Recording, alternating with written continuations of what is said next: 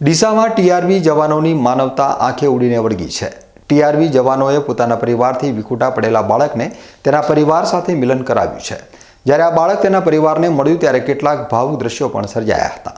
ધોમધકતા તાપમાં પણ શહેરના મુખ્ય રસ્તા ઉપર ટ્રાફિક નિયમનની કામગીરી કરતા ટ્રાફિક બ્રિગેડના જવાનો સામાન્ય વેતનમાં પણ ખૂબ જ ઉમદા સેવા આપી રહ્યા છે। શહેરીજનોને ટ્રાફિક મુક્ત રસ્તા આપવા માટે આ જવાનો ધોમધકતા તાપ અને શોરબકોર વચ્ચે પણ પોતાની ફરજને નિષ્ઠાથી નિભાવતા હોય છે। ત્યારે આ મહેનતકશ ટ્રાફિક બ્રિગેડના જવાનોની માનવતાના પણ દ્રશ્યો સામે આવ્યા છે।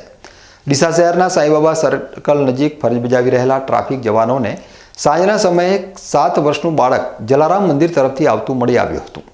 આ બાળક પોતાના માતા પિતાથી વિખૂટું પડી ગયું હતું અને ગભરાયેલી હાલતમાં મળ્યું હતું। તે દરમિયાન અહીં ફરજ બજાવી રહેલા ટ્રાફિક બ્રિગેડના જવાન ચિરાગભાઈ જાદવ અને પ્રવીણભાઈ પરમાર આ બાળક પાસે ગયા અને આ ગભરાયેલા બાળક સાથે વાતચીત કરી, પરંતુ માતા પિતાથી વિખૂટું પડી ગયેલું આ બાળક ગભરાઈ ગયું હોવાના લીધે કોઈ પણ જાતનું બોલતું ન હતું। ત્યારે પ્રવીણભાઈ અને ચિરાગભાઈએ આ બાળકને પ્રેમપૂર્વક સમજાવી તેનો પરિચય મેળવવાનો પ્રયાસ કર્યો।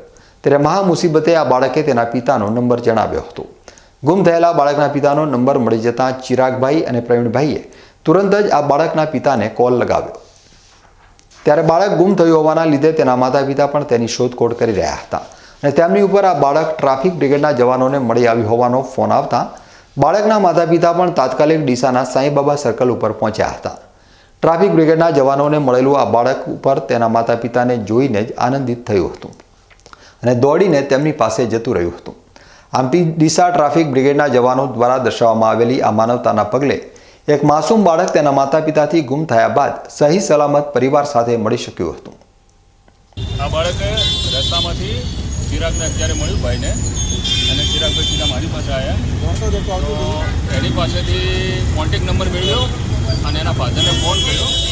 એના ફાધર થ્રુ એની કાકીને જોણ થઈ અને એની કાકી અત્યારે લેવા માટે આવી ગયા। એની ઓળખ થઈ ગઈ એટલે એના ઘરવાળાને અત્યારે બાળકને સુપરત કર્યું। અત્યારે રાતનો સમય અને આ સમયે બાળક મળ્યું એટલે અમે થોડા દુઃખી થયા કે એના મમ્મી પપ્પા મળી જાય તો ઘણી સારી વાતો, પણ એના કાકી મળી ગયા અને એમને પ્રૂફ કર્યું કે ના, બાળક અમારું છે, મારું ભત્રીજો।